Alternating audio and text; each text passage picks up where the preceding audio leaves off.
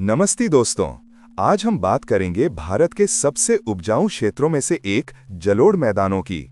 ये वो मैदान है जो नदियों द्वारा बहाकर लाई गई मिट्टी और अवसादों से बनते हैं। बिल्कुल, ये इतने उपजाऊ होते हैं कि यहाँ गेहूं, चावल, गन्ना जैसी कई फसलें खूब उगती हैं।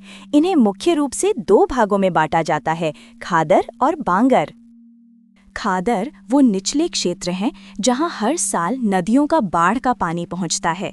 ये अपने साथ नई और ताज़ी मिट्टी बहाकर लाते हैं, इसीलिए खादर प्रदेश नई जलोढ़ मिट्टी से बनते हैं। सही कहा, ये बहुत ज्यादा उपजाऊ होते हैं जहां घरनी खेती की जाती है। पंजाब में इन खादर क्षेत्रों को बैठ के नाम से जाना जाता है और यहाँ चावल, जूट, गेहूं जैसी फसलें खूब होती हैं। अब बात करते हैं बांगर प्रदेश की। ये मैदान के ऊंचे भाग होते हैं जहां बाढ़ का पानी नहीं पहुंचता। ये पुरानी जलोढ़ मिट्टी से बने होते हैं और इनमें कंकड़ के रूप में चूना युक्त मिट्टी ज्यादा मिलती है। जी हाँ, पंजाब में इन्हें पाया कहते हैं। कुछ बांगर क्षेत्रों में सिंचाई की अधिकता से जमीन पर नमकीन सफेद परत जम जाती है, जिसे रेह या कल्लर कहते हैं। और जहाँ ऊपरी मिट्टी हट जाती है, वो पथरीली ऊंची भूमि भूड़ कहलाती है। उत्तरी भारत के मैदानों में पहला है राजस्थान का मैदान। ये अरावली के पश्चिम में भारत-पाकिस्तान सीमा तक फैला एक विशाल अर्धशुष्क और शुष्क क्षेत्र है। यहाँ सांभर जैसी कई नमकीन झीलें हैं और थार मरुस्थल में खनिज तेल, जिप्सम के भंडार मिलते हैं। इंदिरा गांधी नहर ने यहाँ कृषि को संभव बनाया है और यहाँ रेत के टीले व बरखान प्रमुख स्थलाकृतियाँ हैं। अब बात करते हैं सिंधु या पंजाब हरियाणा के मैदान की। इसका निर्माण सिंधु और उसकी सहायक नदियों द्वारा लाई गई मिट्टी से हुआ है। खासकर पंजाब का मैदान तो झेलम, चिनाब, रावी, व्यास और सतलुज इन 5 नदियों के नाम पर ही बना है। बिल्कुल, हरियाणा और दिल्ली सिंधु और गंगा नदी तंत्रों के बीच जल विभाजक का काम करते हैं और दो नदियों के बीच की उपजाऊ भूमि को दोआब कहते हैं। इस मैदान में बिस्त, रचना, बारी, चेज और सिंध सागर जैसे कई महत्वपूर्ण दोआब हैं। क्या आप जानते हैं कि दोआब शब्द का अर्थ क्या है? यह दो नदियों के बीच की उपजाऊ भूमि को कहते हैं। बेस्ट, बारी, चेज जैसे कई दोआब हैं जिनकी अपनी पहचान है। और गंगा का मैदान जो उत्तर प्रदेश, बिहार और पश्चिम बंगाल तक फैला है, गंगा और उसकी सहायक नदियों के लाए गए निक्षेपों से बना है। ये अपने आप में एक अनोखा और जीवनदायी क्षेत्र है। गंगा के मैदान को हम 3 मुख्य भागों में बांट सकते हैं। सबसे पहले है ऊपरी गंगा का मैदान, जो मुख्यतः पश्चिमी उत्तर प्रदेश में फैला है। इसकी उत्तरी सीमा पर शिवालिक पहाड़ियां हैं और पश्चिमी सीमा यमुना नदी बनाती है। इसी में रुहेलखंड और अवध का मैदान भी आता है। फिर आता है मध्य गंगा का मैदान, जो पूर्वी उत्तर प्रदेश और बिहार तक विस्तृत है। यहाँ गोखुर झीलें और धनुषाकार संरचनाएं खूब मिलती हैं और वर्षा पूर्व से पश्चिम की ओर घटती जाती है। अब बात करते हैं निम्न गंगा के मैदान की, जो फरक्का से लेकर गंगा के डेल्टा तक फैला है, जिसमें लगभग पूरा पश्चिम बंगाल शामिल है। इस क्षेत्र की ऊंचाई लगभग 50 मीटर है और समुद्र के ज्वार के कारण इसका एक बड़ा हिस्सा दलदली रहता है। ये काफी आर्द्र और घना बसा हुआ क्षेत्र है। दिलचस्प बात यह है कि गंगा के मैदान में कहीं-कहीं गड्ढे या निम्न भूमियां मिलती हैं, जिनके स्थानीय नाम हैं। पटना में इन्हें जल्ला, मोकामा में टाल और पश्चिम बंगाल में बील कहते हैं। गंगा के मैदान से पूरब की ओर चलें तो हमें ब्रह्मपुत्र का मैदान मिलता है, जिसे पूर्वी मैदान भी कहते हैं। ये हिमालय और मेघालय पठार के बीच एक लंबा संकरा मैदान है। यह असम में लगभग 720 किलोमीटर तक फैला है। मिट्टी के जमाव के कारण यहाँ नदी द्वीप भी बनते हैं, जिनमें विश्व का सबसे बड़ा नदी द्वीप माजुली है। लेकिन माजुली का अस्तित्व अब खतरे में है, क्योंकि ब्रह्मपुत्र नदी का कटाव इसे धीरे धीरे कम कर रहा है। ये एक गंभीर पर्यावरणीय चुनौती है।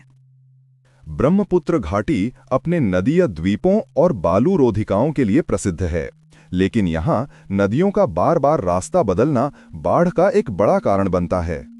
ये मैदान मुख्य रूप से चावल, गन्ना और जूट जैसी फसलों के लिए जाना जाता है।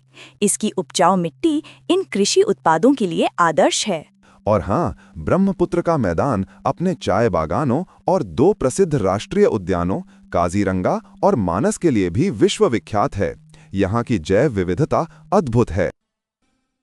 नमस्ते दोस्तों, आज हम भारत के एक बहुत ही खास भूभाग प्रायद्वीपीय पठार के बारे में बात करेंगे, जिसे पठारों का पठार भी कहा जाता है। बिल्कुल माधव, ये पठार कई उत्थान, विभंजन और क्षरण प्रक्रियाओं से गुजरा है। जैसे भीमा भ्रंश इसका एक बड़ा उदाहरण है। इसमें केंद्रीय उच्च भूमि, पूर्वी पठार, उत्तर पूर्वी पठार और दक्कन का पठार जैसे प्रमुख भाग शामिल हैं। वाह! और राधिका, क्या आप हमें इसकी सबसे ऊंची चोटियों के बारे में बता सकती हैं? जरूर। प्रायद्वीपीय पठार की सबसे ऊंची चोटी अनाईमुडी है, जो पश्चिमी घाट की अन्नामलाई पहाड़ियों में 2695 मीटर की ऊंचाई पर स्थित है। और दूसरी सबसे ऊंची चोटी वो कहाँ है? दूसरी सबसे ऊंची चोटी डोडा बेटा है, जो नीलगिरी पहाड़ियों में मौजूद है। ये भी बहुत दर्शनीय है। भारत में कितने अलग-अलग पठार हैं? जैसे काठियावाड़ गुजरात में है, महाराष्ट्र का पठार महाराष्ट्र में। बिल्कुल, मालवा का पठार मध्य भारत में, कर्नाटक पठार कर्नाटक में। और उत्तर पूर्वी भारत में मेघालय का पठार, पूर्वी भारत में छोटा नागपुर का पठार, दक्षिण में दक्कन का पठार और तेलंगाना का पठार भी है। दंडकारण्य क्षेत्र छत्तीसगढ़, उड़ीसा और आंध्र प्रदेश में फैला हुआ है। कितना विविधतापूर्ण है हमारा देश। अब बात करते हैं मध्य उच्च भूभाग की।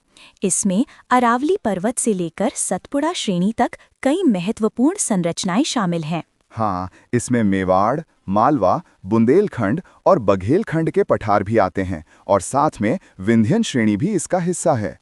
ये क्षेत्र भूगर्भीय रूप से काफी समृद्ध है।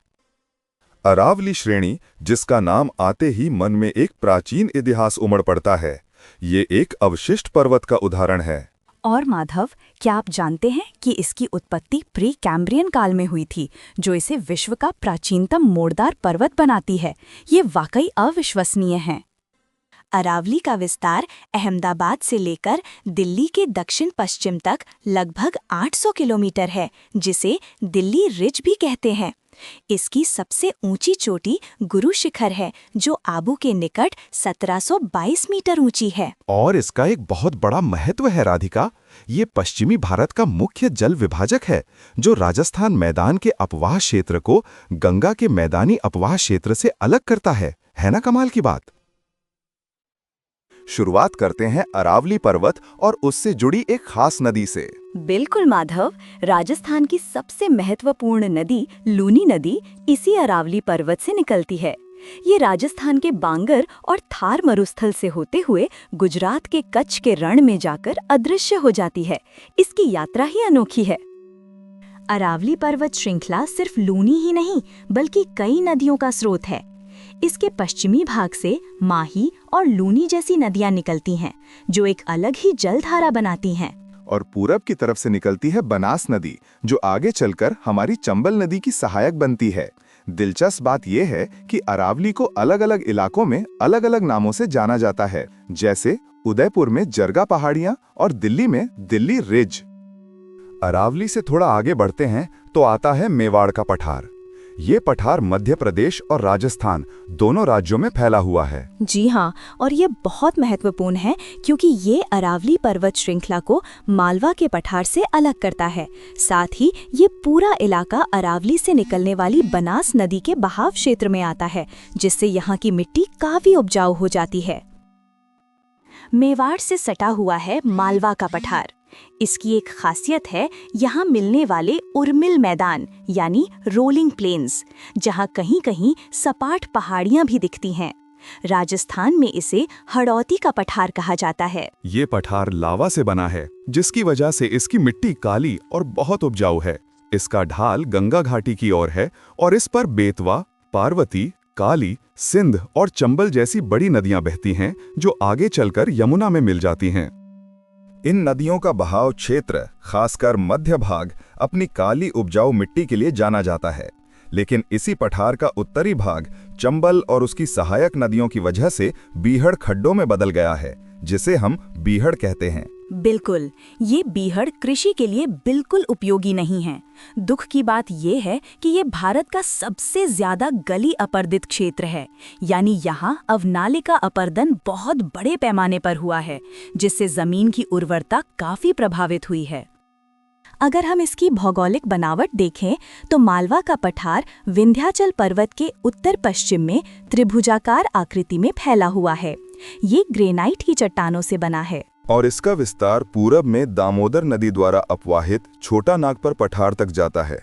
इसकी लंबाई लगभग 530 किलोमीटर और चौड़ाई 390 किलोमीटर है, जो इसे प्रायद्वीपीय पठार का एक बहुत बड़ा हिस्सा बनाता है। करीब 1.5 लाख वर्ग किलोमीटर में फैला हुआ है। आज हम भारत के कुछ अनमोल पठारों और पर्वतमालाओं की यात्रा पर निकलेंगे। हमारी शुरुआत होगी बुंदेलखंड और बघेलखंड के पठार से। ये मालवा पठार के उत्तर पूर्वी भाग में ग्वालियर और विंध्याचल पठार के ठीक बीच में स्थित है। इसकी नींव प्राचीनतम बुंदेलखंड नीस से बनी है। यहाँ ग्रेनाइट और बालू पत्थर की पहाड़ियाँ मिलती हैं। इसका विस्तार उत्तर प्रदेश और मध्य प्रदेश के कई जिलों में है।